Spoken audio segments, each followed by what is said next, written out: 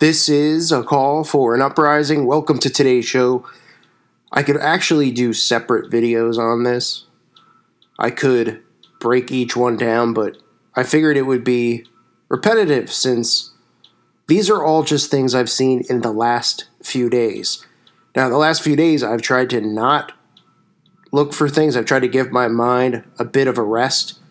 And no matter where I was, whoever I was around, whatever was on the TV in the background, all of these things just pop up right in front of my face. And I feel led to have to show everybody this stuff because it is amazing how much they are putting into these movies, television shows, and music videos. You just saw the music video I did by Young Thug with Lil Uzi Vert, or Lucifer, whatever you want to call him, which was just, you got people dancing around with pentagrams on their face, people's complete bodies painted in the black and white Masonic checkers. I mean, you can't make it up. So let me start with this, the movie Blockers, right? This is another one of those movies from Judd Apatow. They keep pushing these movies. They're just filled with perversion. It's the same thing over and over, trying to, normalize young teens having sex and doing all this stuff. People seem to find this stuff amusing. I have a sense of humor. This might have been, and I didn't see this thing fully in its entirety, but I happened to be somewhere where it was on and saw some parts of it. Maybe one of the worst movies I've ever seen in my life. I mean, it's really like going to the dentist office. But not only were they flashing the 666 over and over, which has become a trademark of John Cena, whose, wrestling character is built on holding up the 666 sign and then gearing him and marketing him towards young kids just to indoctrinate them with their satanic Masonic hand symbols. But get a load of this scene, which it's just randomly there. You'd say, well, how does this make sense? How is this even funny? But I guess part of the plot was that he was looking for his daughter who was, having sex on prom night, and he kicks in a hotel room door, and what's going on inside the room? Oh, it's a bunch of kids doing a satanic ritual. Play sports! Play sports! And of course he cracks a joke, so they try to make humor around it like, hey, it's not some type of weird thing. It's not a big deal. This is how they normalize this stuff, right?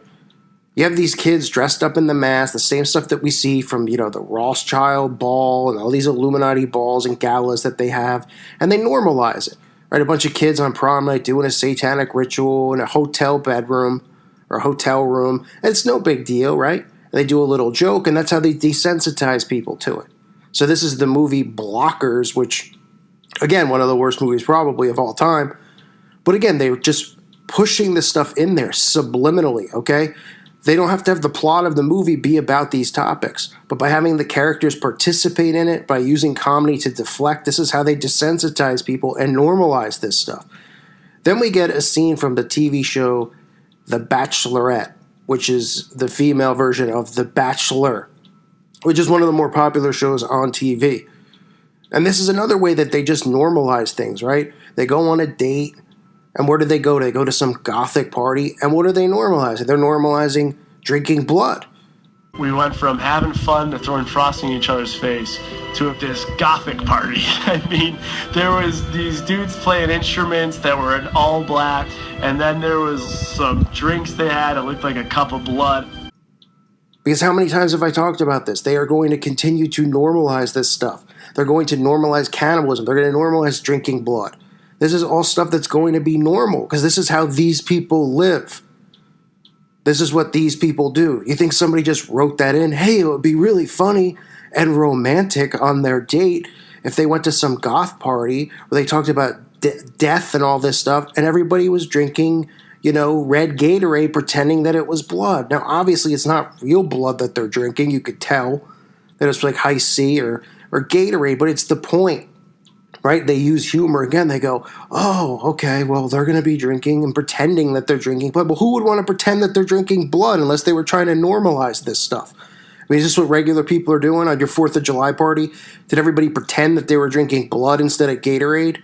When you were eating burgers and hot dogs, did you pretend instead of eating a burger that you were eating a human heart? I mean, right? If you went to someone's 4th of July party and they said, hey, Okay, everybody, here are the burgers, but we're going to pretend that we're eating baby's flesh. I mean, would everybody have a big laugh about it? Or would everybody be creeped out and probably throw the burger at the guy who made it and walk out? So then to say, oh, on a TV show like this, oh, well, they're just trying to be funny. What's funny about it? What's funny about them pretending to drink blood? What they're doing is they're normalizing this stuff. So you get it in mainstream shows like The Bachelorette. You get it in mainstream popular movies, comedy movies like Blockers.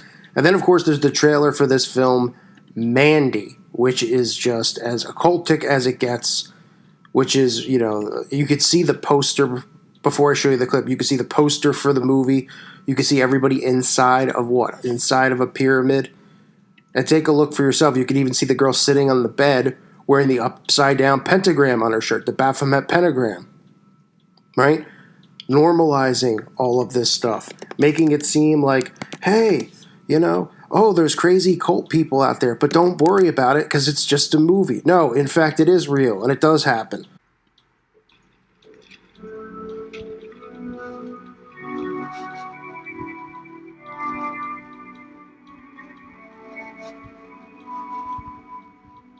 Under the crimson, primordial sky, the wretched warlock reached into the dark embrace.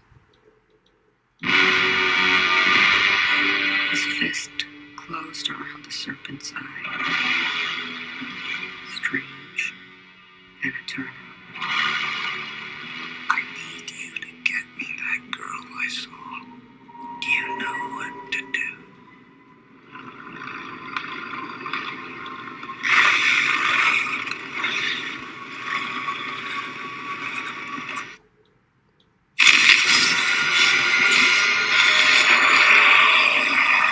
You're a special one, Mandy.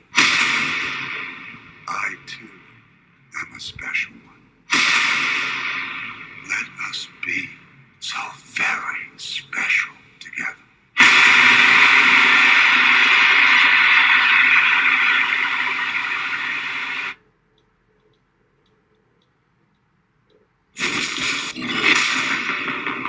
So what you gonna do with that now? I'm going hunting.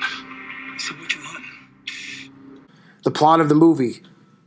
Somewhere in the wilderness in the year 1983, Shadow Mountains, Nick Cage's character has fallen deeply for the deceptively charming Mandy Bloom. However, the life he has made for himself comes crashing down suddenly and horrifyingly when a vile band of cultists and supernatural creatures desecrate his home with vicious fury. Right, so you can see that there's demonic entities coming into the home. This woman seems to be possessed. She's obviously some type of witch because, you could see what she's saying in the clip that I played, and you could see the shirt that she's wearing, right, with the pentagram on it. So just another one of these movies where they're normalizing this stuff, where it's coming out of the shadow. I mean, this is in the last couple days. This isn't me, let me dig and try to find this stuff. This is 3 things that I've seen maybe in the last 48 hours. That I've just, I happen to stroll across and see and not be seeking out.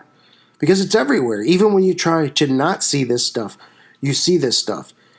Even when you're saying, hey, I'm going to take a breather from it. Well, obviously, you can't take a breather. You can't see anything with the TV. But anywhere you go, there's going to be a TV on and people are going to be watching it because that's how they're getting programmed. Right? So pretty much your only option is to stay in the woods away from everybody and lose your mind that way like The Shining. Otherwise, when you go around people, when you go to places, this stuff's on and you can see everybody around you getting poisoned and indoctrinated. It really does break your heart. This is spiritual warfare. This is how they're doing it. They're doing it through manipulation and mind control. Everything you see is psychological. Everything. All this stuff that they create, the fear of World War III and martial law, this is all psychological. This is all how MK Ultra works. Right? Trauma-based mind control. They continue to create the trauma on people by making you live in fear of these things that are going to go on. And then they continually, show these things that are actually real in the movies and the TV shows, right? Satanism, satanic ritual abuse, the stuff that goes on. They show you this stuff. This is the real stuff. And then on the news, you're just seeing nothing but lies, and you're thinking that that's the world you're living in, when in reality, the world you're living in is the stuff that you're seeing in these movies, right? Normalizing drinking blood in The Bachelorette. making laughter and light of, a bunch of kids doing a satanic ritual. I bet people out there wouldn't find it funny if they knew what these people really did during these rituals. And I've pointed them out. I mean, how many times do I need to talk about McMartin or talk about the Little Rascals case or all these cases out there that exist where they talk about satanic rituals occurring and everybody goes, oh, that's not real. Those things don't really happen, but they continually show you them happening in movies and stuff. And then they act like, oh, these kids come forward and they make up all this sexual abuse against them. They just make it up. They just, the 3-year-old happens to know stuff about genitalia and private parts and all this type of stuff. They just happen to know it, and then they have an agenda to make it up and pick on the adults. I mean, it's a scary world we live in. Everything like it's supposed to be for them has been inverted and flipped upside down. This has been their plan from the get-go, to invert and pervert. And unfortunately, everybody around us is sleeping. So these are just a few things I saw this week, in addition to the music videos that I covered. If you want to go back to whatever the guy wants to call himself, XXXTentacion. I could care less if I could pronounce the guy's name right. I really could care less. So please don't tell me how to pronounce it in the description below or the comments below. From that person to the Young Thug, I mean, it is everywhere. And this is just in the last 5, 6, 7 days. And this is just stuff that I've seen in the last 3 days or 2 days. So I just wanted to point it out to you. It's everywhere. It's not stopping. And, they're just continuing to desensitize people to it. I thank you for listening to today's show. God bless all of you and your families.